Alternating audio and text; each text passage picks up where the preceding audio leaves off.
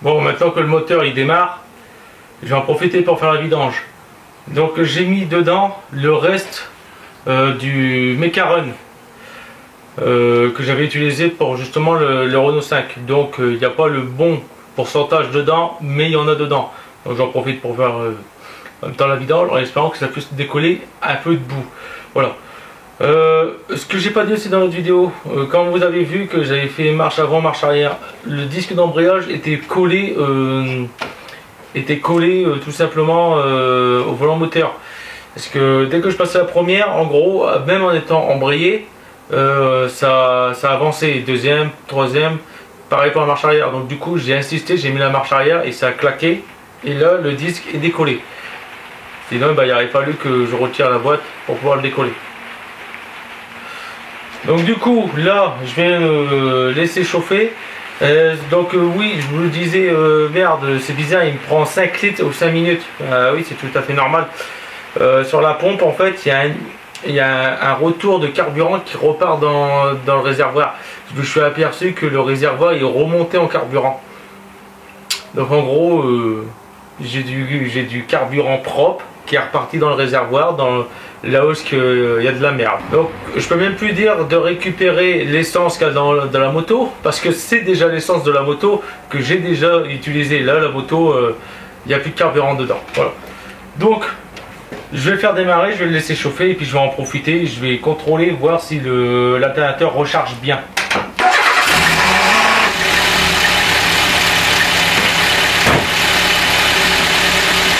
Donc le bruit qu'on entend après le démarrage, ça c'est le démarreur qui reste en prise sur le volant moteur. Bon bah moi du coup je vais utiliser ça, le voltmètre. Il y a une vidéo qui va sortir à ce sujet si tu veux le voir. 13 volts 60, c'est largement suffisant. Dans une jeune plug, je t'ai dit de laisser le moteur tourner au ralenti pendant 5 minutes. Bah, c'est ce que je fais, mais le problème c'est que je ne pourrais pas le faire tourner 5 minutes. Il n'y a plus de carburant, c'est déjà vide et là ça est en train de faire des bulles. Donc du coup j'en profite qu'il soit encore chaud de la vidéo juste avant pour le faire. Là je leur laisse tourner parce que j'ai eu du monde qui arrive à la maison.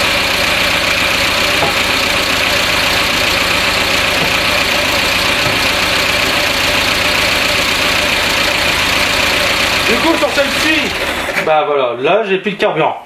Donc du coup sur celle-ci, ça sera l'Umicar. Ce sera celle que tu trouves à Intermarché, tout ça.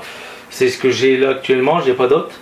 Mais par la suite, ça va être une première phase. En gros, là ça va être comme une vidange de rinçage. Une fois que j'aurai fait à peu près 1000-1500 km, je vais revidanger.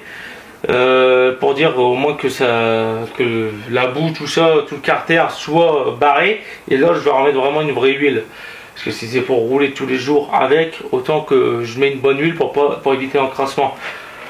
Pareil, là je le fais pas, mais je ferai le réglage jeu ou soupape aussi. À mon avis, de n'avoir bien besoin. Il y a 160 000 km, donc je suppose que ça n'a peut-être jamais été fait, ou peut-être que ça a été fait, hein, du moins je sais pas, mais en tout cas pour le moment aucune fuite. Donc là j'ai pu le joint, sinon je l'aurais fait aussi, parce que le joint il est parti dans la Super 5. Donc voilà, donc j'en profiterai pour câble d'allumage, joint d'ici, joint de carburateur.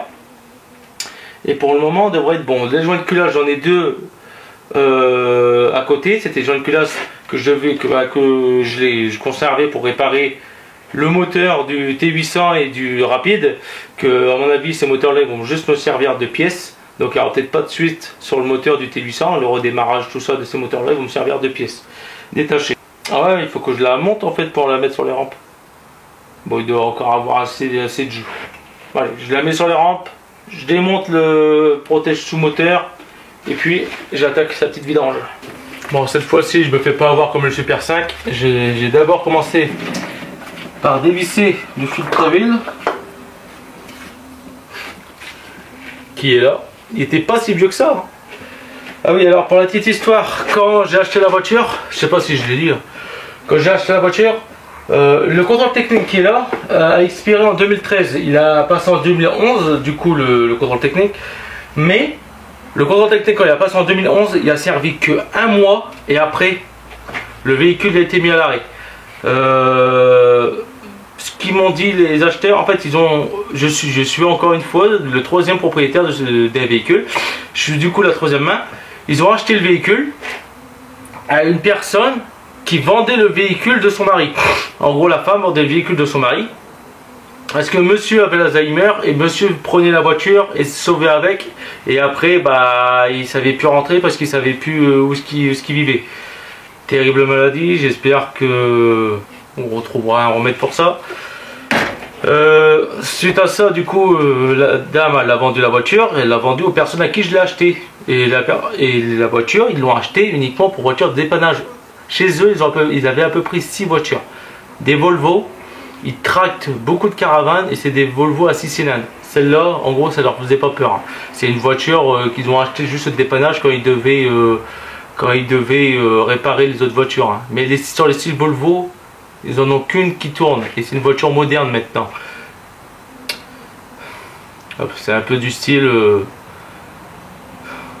un Renault Twingo Twingo 2. Voilà. Donc ils ont cette voiture là, en gros ça servait pas. C'est le fils qui avait la voiture, mais le fils, comme il n'avait pas le permis, du coup le fils a conservé le véhicule de 2011 jusqu'à maintenant aujourd'hui.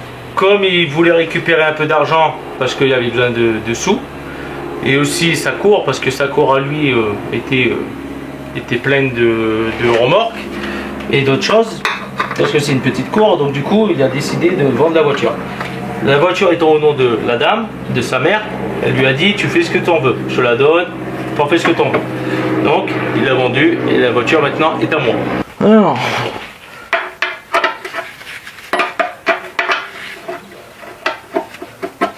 ça se peut que l'huile elle était neuve dedans. Et de toute façon je sais pas quel âge elle a, donc je change.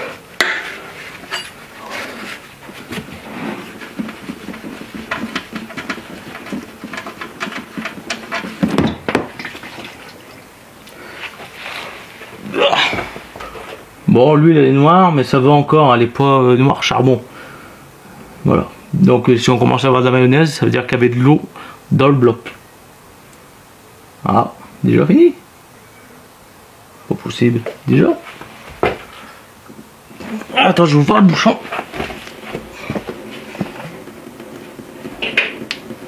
Hop, je fais un appel d'air, mais c'est pas fini. Parce que là, il y a comme des gros grumeaux. Bon. Je vais laisser tout ça sagement s'écouler. En même temps, je vais en profiter pour faire la vidange du pont. Il est juste là. Ça tombe bien dedans. Je vais mettre directement de la bonne huile, de l'huile moto. Je crois que c'est la 80W, la 90, la Ippon. Je vais mettre ça là-dedans. Ça fera très bien l'affaire. La boîte. Je suis à côté. On va faire ça.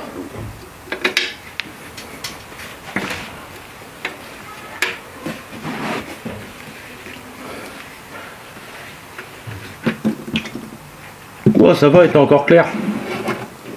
Ouais, elle était encore propre, elle. Bon, pas grave. Par contre, le bouchon, lui, il est fendu.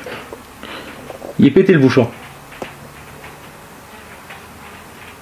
En fait, je suis en train de vidanger une huile qui est bonne, parce que je la vois, c'est translucide. Bien, ce qui est pratique à faire toujours les mêmes moteurs, que c'est tous du Clion, sur tous les moteurs que j'ai actuellement, et ben du coup, c'est tout le temps la même capacité d'huile, c'est 3 litres 5. Donc là, en gros, c'est que de l'entretien que je fais. Hein. J'entretiens le véhicule et pour pouvoir rouler tout le temps. Hein. Donc, comme j'ai pas de vis patinée à régler, tout ça pour le rupteur, bah, j'ai pas besoin parce que c'est par bobine d'allumage et PMH. Ce qui est franchement très pratique. Voilà, je suis en dessous de 1,5. Il y a la dose pour le filtre. Donc ça c'est bon, je contrôle pas, c'est pas la peine. Par contre le bouchon, je vais peut-être le changer lui parce que lui il m'a l'air flottant. Il y a aussi la jauge, je vais la changer. Parce que la jauge, le caoutchouc,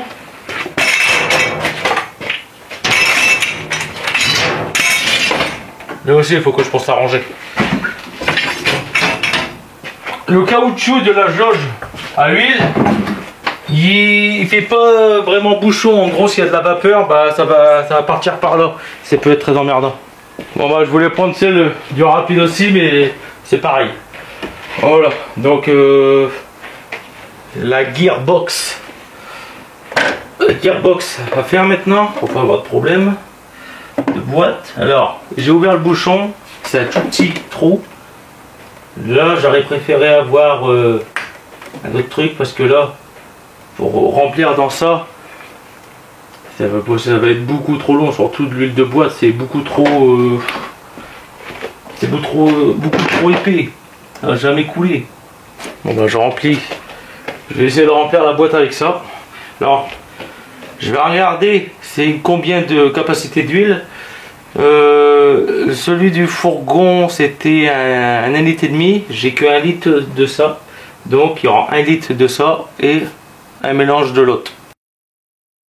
Bon, j'étais en train du coup de regarder dans la RTA. Donc il y a eu des trucs indiqués. Donc l'huile c'est bien de la 15W40 pour ce moteur là indiqué. Et en dessous de moins 10 pareil de la 15W40. Voilà. Donc pour la boîte de vitesse c'est bien de la 80W. Donc ma boîte, mon huile elle est bonne. Et du coup j'étais en train de regarder capacité de huile de boîte. Parce que bon bah c'est pas indiqué. Par contre j'ai des entretiens depuis que à qui j'ai acheté, la personne l'ont fait. Donc ils l'ont acheté vers 96. Ils ont tout marqué dessus. Donc j'ai de 96 jusqu'à 2011 et j'ai tous les kilométrages. Donc j'ai un petit historique. Donc il y a beaucoup de changements de bougies, filtre à air, filtre à air. En fait les entretiens courants, les bougies, filtre à air, filtre à huile, tout ça, tout a été fait. Il y a eu un autre truc, nettoyage, distribution. Non, nettoyage, distributeur, allumage, vidange faite, vitesse. Voilà, vidange, boîte de vitesse, elle avait été faite à 76 000 km. Il y a 100 000 de plus maintenant. Radiateur de chauffage, il a été remplacé. Le radiateur de chauffage à 115 000. Donc il n'est pas vieux. Et là, le dernier truc qui a été fait. Donc, je passe de 96 à 2007. Après, plus rien. 2011. Le dernier truc qui avait été fait en 2007, c'était à 140 000, je suis à 160 000. Changement de moteur. Bon, bah c'est pas le moteur d'origine.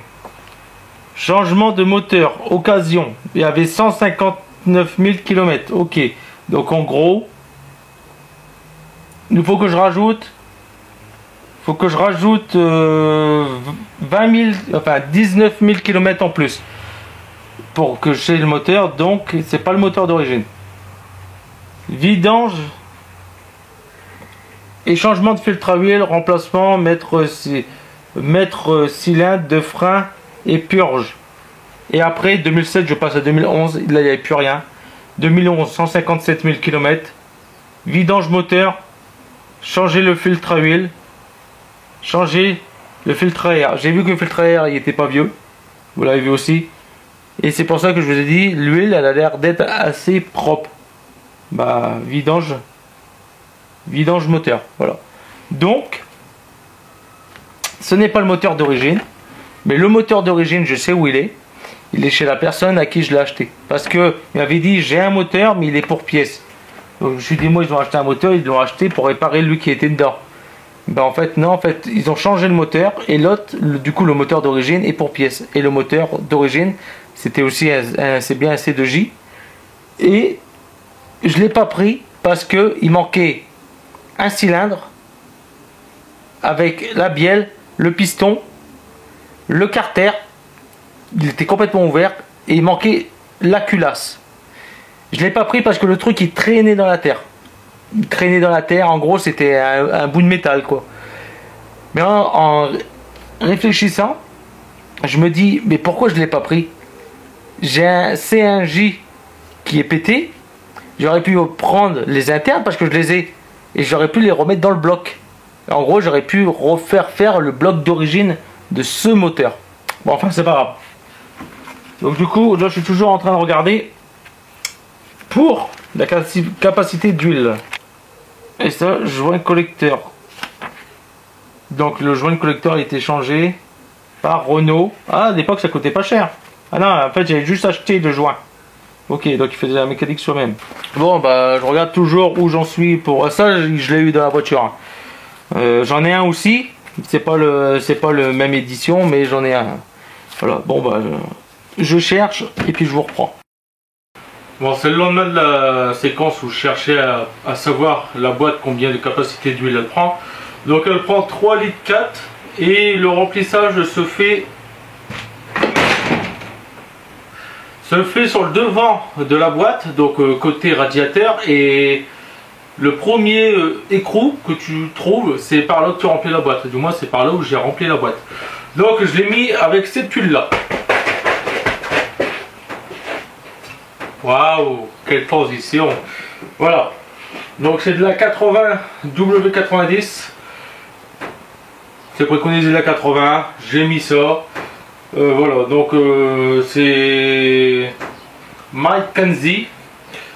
Alors je ne sais pas où ça se trouve, mais moi je l'ai trouvé pas très cher. Pour 2 € le bidon. Donc voilà, dans les trucs de déstockage, donc bien sûr que je les ai pris. Bah, là, il me reste un fond, j'avais 4 litres, donc il y a 3 litres 4 qui sont dans la boîte. Voilà.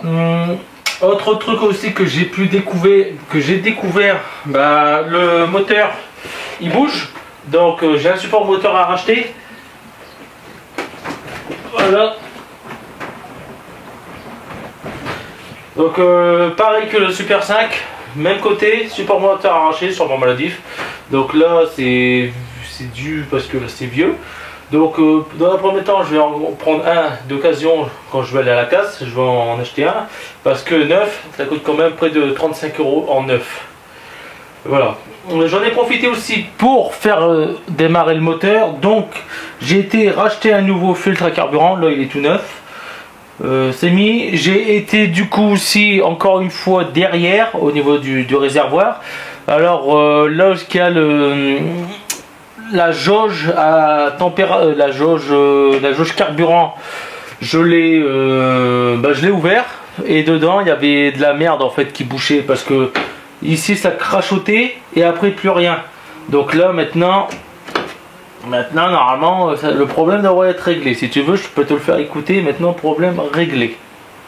Il n'y a plus de bouchage de durée, il n'y a pas d'aspiration au niveau de la jauge à carburant qui merde. Non, je l'ai ouvert, j'ai frotté, j'ai passé à la soufflette dans tous les orifices, même dans le truc à jauge. Et ce qui en est ressorti, c'était quand même de la merde. Donc là, normalement, problème réglé. Et en plus de ça, j'ai foutu, du coup, il y a 5 litres d'éthanol, 5 litres d'essence. Au moins, s'il y avait encore de l'eau, elle sera bue par l'éthanol et ça passera dans le moteur. Au moins là, il n'y aura pas beaucoup de risques. Enfin, il y aura très peu de risques parce que là, l'eau va être fort diluée par rapport à ce qu'il y avait avant. Donc en gros, c'est comme si il n'y avait plus d'eau. Donc pour ton plaisir, on va mettre un peu de starter.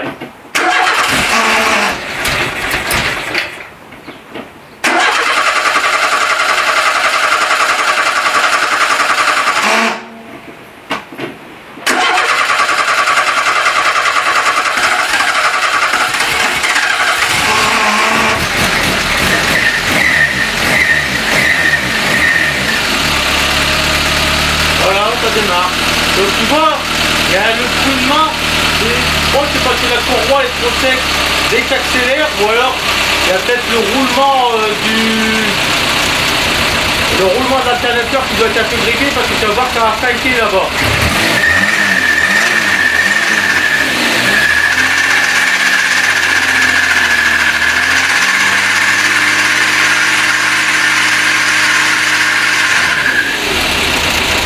Pour moi, l'alternateur il doit être grippé parce que là la courroie est en train de se faire dézinguer.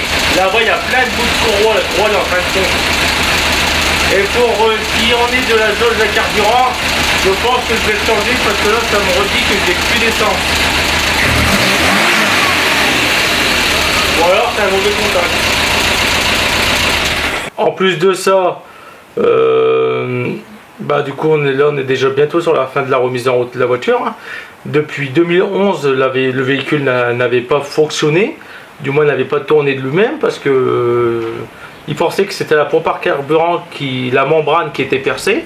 Or non, pas du tout, c'était juste de la merde qu'il y avait dans le circuit d'alimentation carburant, donc tout va bien. J'ai même pas eu besoin de démonter le carburateur. Pour le moment, tout va bien. Donc, l'essence qui arrive ici est claire. Elle n'est plus trouble comme si c'était du pastis. Et maintenant, en gros, le seul truc qui me reste à faire pour pouvoir faire pour pouvoir faire un essai routier, dans l'état où elle est là actuellement, c'est les freins. Donc là, je change la canalisation de frein. C'est pour ça qu'elle est là sur chandelle, parce que j'ai déjà repéré la canalisation. Et c'est une canalisation qui est cassée en deux, trop rouillée. Mais moi, j'ai l'outillage pour le faire. Donc, je vais changer cette canalisation. Donc voilà les lieux du crime. Donc ils avaient bien raison, c'était bien au niveau de l'essieu arrière. Mais ce n'est pas le répartiteur de freinage, la canalisation. Comme tu vois, la canalisation elle est juste là.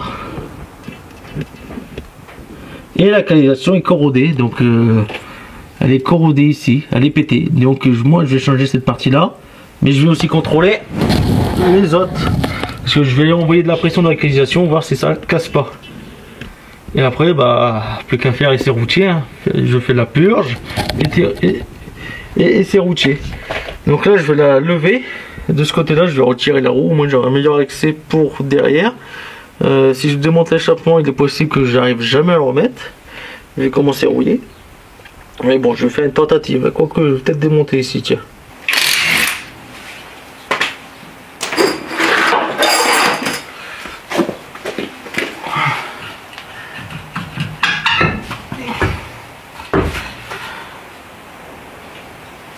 J'ai jamais vu cette marque là. Connexion de Typhon. Les pneus sont neufs. Ils sont de 2010. Donc en gros les pneus arrière ils ont été changés quand la voiture elle a été arrêtée quoi. Ouais, en gros ils ont été changés pour le contrôle technique. Ils sont tout neufs. À l'avant c'est pareil, ils sont pas usés. Et c'est pareil, à l'avant c'est des Typhons. Euro 80 Typhon. Bon, s'ils sont pas déformés dû à un plat à cause de l'immobilisation, moi j'aurais fait une affaire. Là, ça frotte un peu par contre. Et je crois qu'il y a un truc que je vais faire par la suite, mais pas pour maintenant, dans un projet futur. Je crois que je vais changer le train arrière pour mettre des freins plus gros, de même pour l'avant bien sûr. Et je crois que c'est des freins qui viennent de la casse, il y a marqué 25 ici en jaune. Et là, ça frotte un peu. En tout cas, je vais voir. Je vais d'abord changer la canalisation. Et puis je vais voir au freinage ce que ça dit. Quand je vais freiner, ça va partir. Voilà. Allez, je change ça. Je filme pas parce que je vais sûrement galérer encore une fois comme la dernière fois que j'ai fait. Donc, je fais ça hors caméra et je te reprends. Bon, ça c'est la canalisation qui était en dessous, donc je me suis pas emmerdé pour éviter de péter tous les filetages. Enfin, foirer les vis et devoir changer la gaine plus le cylindre de roue. J'ai coupé directement, hein. Donc la fuite est ici. Regardez, hop, il n'y a plus rien qui le retient. Voilà. Donc pourtant, c'est du cuivre qui a commencé à rouiller. Bref, voilà. Donc, j'ai plus qu'à reprendre ma longueur et je vais la mesurer cette longueur parce qu'à chaque fois quand je le fais comme ça, je suis toujours trop court de 3-4 cm. Donc là, je vais la mesurer et je vais l'écrire. Ce qui fait plus 14, 8, 9, 10, 11, 12, 8, 9, 10, 11, 12, donc 2, 80. 92 plus 8 plus 5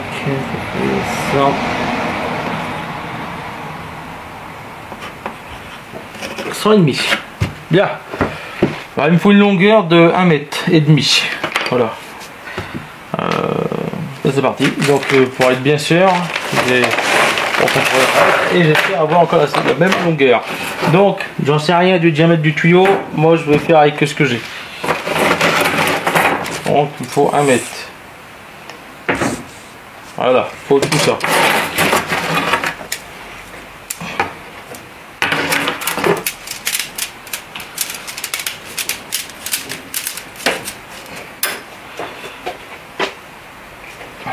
D'être le plus droit possible.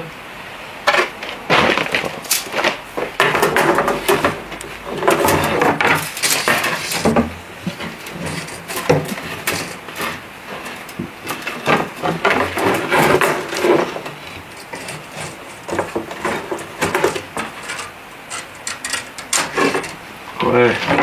Alors, on va mettre 1,2 m. Comme ça, tu dois recouper. Si je dois recouper parce que j'ai mal fait les têtes. Donc j'ai 2 cm en plus. Enfin j'ai 1,5 cm en plus. Voilà. Voilà. Je vais lasser ça.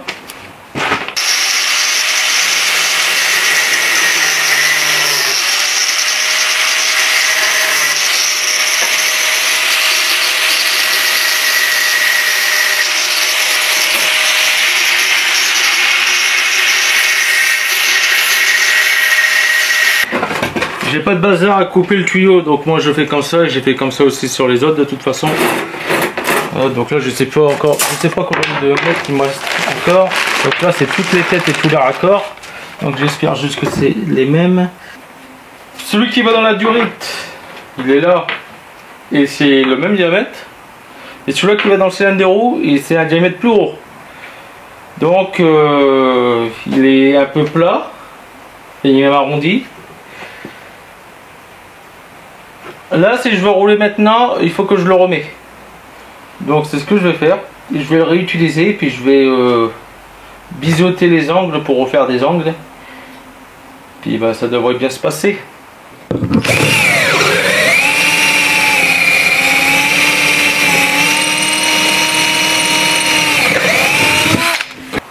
Bon, ça devrait faire l'affaire.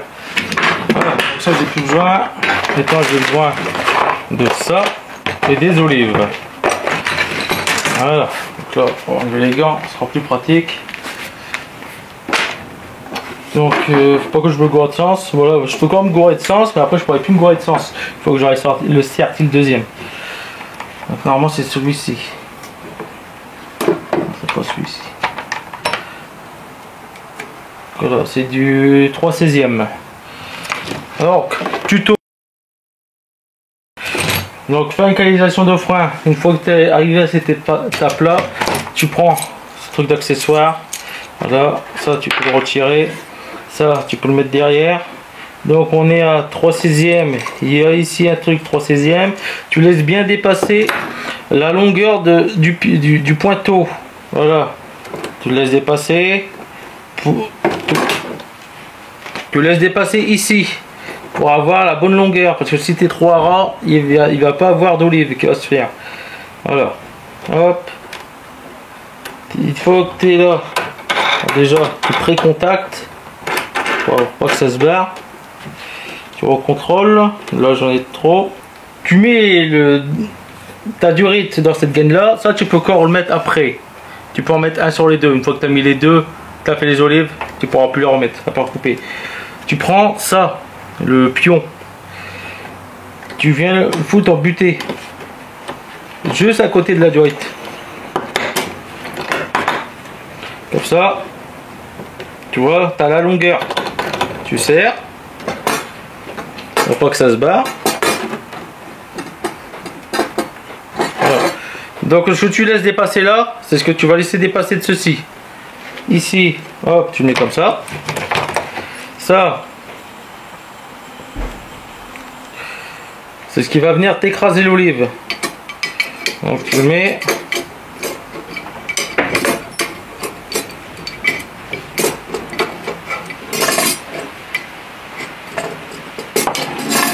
Voilà.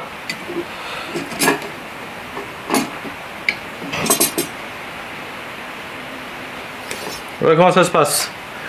Tu le mets comme ça.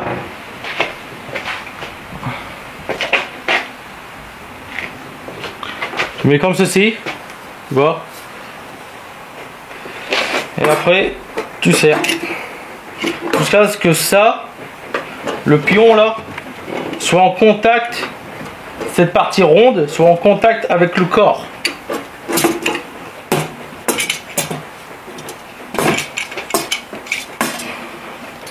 Le mieux aussi que ça, tu le mets dans un étau, comme ça au moins t'es plus stable pour serrer.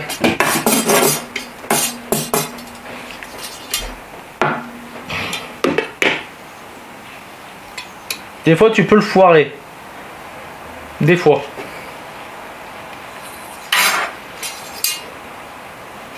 Voilà. Là je suis serré à max. Tu vois?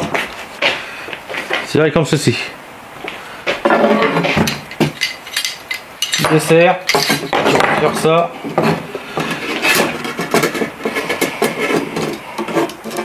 Voilà.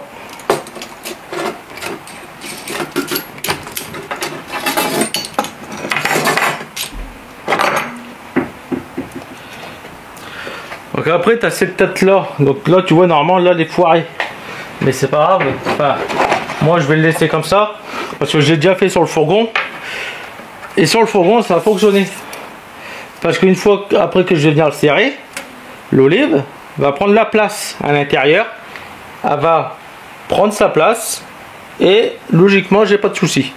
Donc moi je laisse comme ça, en fait là ça ressemble plus à une olive quand tu la regardes droit, c'est pas rond, moi c'est ovalisé là. Mais je vais le laisser comme ça, parce que quand je vais le serrer, ça va l'écrou, enfin la vis, va venir l'écraser, ça va prendre sa forme. C'est un peu comme un bouchon de joint de vidange en cuivre. Et quand tu viens le serrer, ça prend la forme de l'artère du bouchon. Et là, t'as pas de fuite. Et bien là, c'est pareil.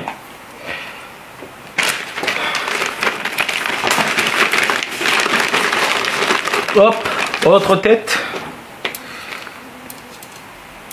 Voilà. Donc là, bien sûr, je mets écrou contre écrou qui viennent se cogner, pas écrou filetage, parce que sinon il y en a un des deux qui sera à l'envers. Donc là, même opération. Bon, bah maintenant, j'ai plus qu'à faire un pré-pliage. Hein.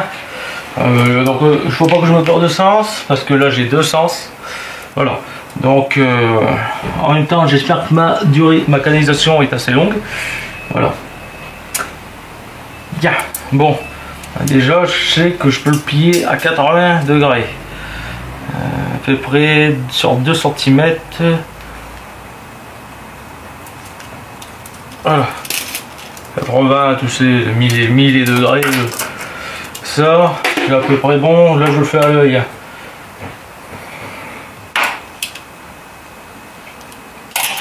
Voilà.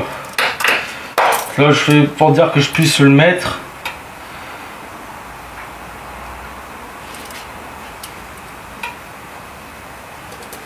Et après je le replierai s'il faut de l'autre côté. Normalement, si tout se passe bien, c'est comme ça. Je peux pas dire de prendre le gabarit de l'autre et je vais marcher dessus.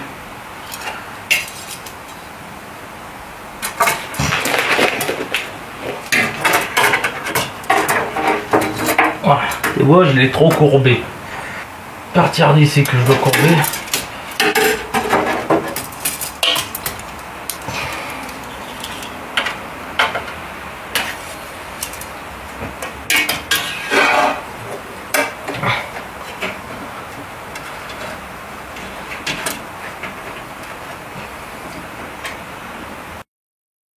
Bon mes gens, on a une canalisation plus tard parce que j'ai dû la refaire faire.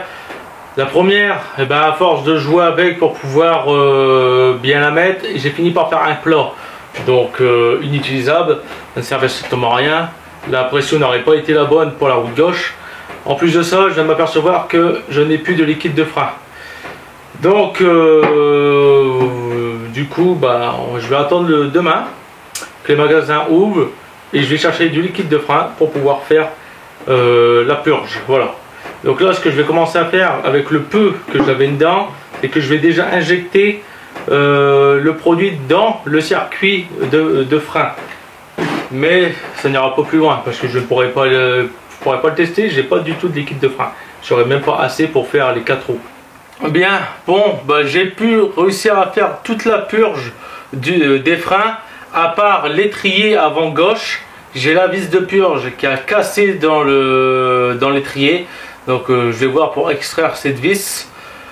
Suite à ça, là, tout à l'heure j'ai pu faire un essai, mais d'un coup j'ai perdu les freins dans le garage.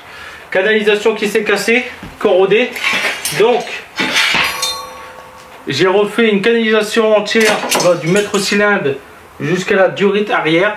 J'ai essayé de faire des raccords, mais les canalisations là doivent être 0,01 mm de moins ou un peu plus, parce que mon mort n'arrive pas à pincer justement la canalisation. Parce que du coup j'aurais pu faire un petit raccord de 30 cm. Du coup je me suis retrouvé à faire un raccord de 1,30 m. Du coup du mètre cylindre jusque là à l'arrière et jusqu'à la roue gauche, c'est des canalisations neuves. Au moins là je repars sur un bon point. Heureusement que ça me l'a fait là dans le garage et pas à l'extérieur. Suite à ça, comme j'ai voulu couper la canalisation en deux pour faire les raccords, le disque a léché la durée de retour de carburant. Malheureusement, même en l'ayant léché, il y avait une fuite de carburant. Donc ici, là, j'ai le retour de carburant qui est coupé en deux. Donc du coup je ne peux pas faire de test, je ne peux pas démarrer le moteur parce que sinon le carburant va gicler ici. Donc du coup il faut que je me trouve une longueur d'à peu près 3 mètres de retour de carburant pour le véhicule. Parce que là en gros là je ne peux pas le démarrer. Si je le démarre, le carburant gicle. Ou alors il faut que je mette le retour directement dans un bidon. Mais sinon là, la voiture elle freinait.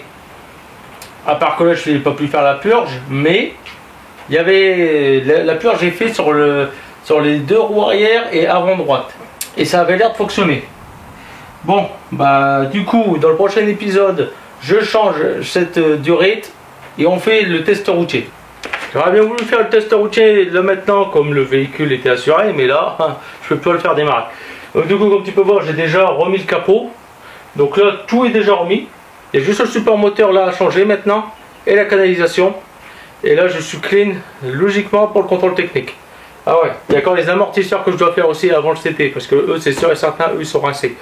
Donc moi je pense que je vais rouler un petit moment comme ça sans le CT. De toute façon j'ai un mois pour faire la carte grise, mais bon après on s'en fout un peu.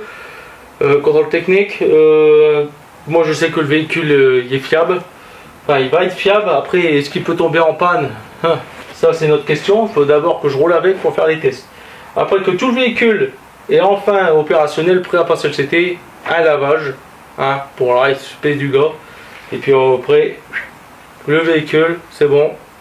Il va rerouler de nouveau comme dans les années 80. Bon, en tout cas, tu sais, tu peux t'abonner si tu veux la suite de la Renault 11. D'ailleurs, j'ai vu en commentaire que ça vous plaisait, la Renault 11 par rapport à la Renault 5. Donc, tant mieux que ça vous plaise comme projet. Je vous ai dit, c'est un projet qui n'aurait pas dû arriver. C'est parce qu'uniquement la Renault 5, les sièges arrière sont beaucoup trop étroits et la ceinture courte pour un siège bébé. Voilà. J'espère ne pas avoir le même problème sur cette ceinture-là, mais au pire, je dois avoir encore les ceintures du ZX qui traînent. Je viendrai les mettre. Je viendrai les adapter. Au moins, eux, ils sont en rouleur. Donc, mes gens, on se voit la prochaine.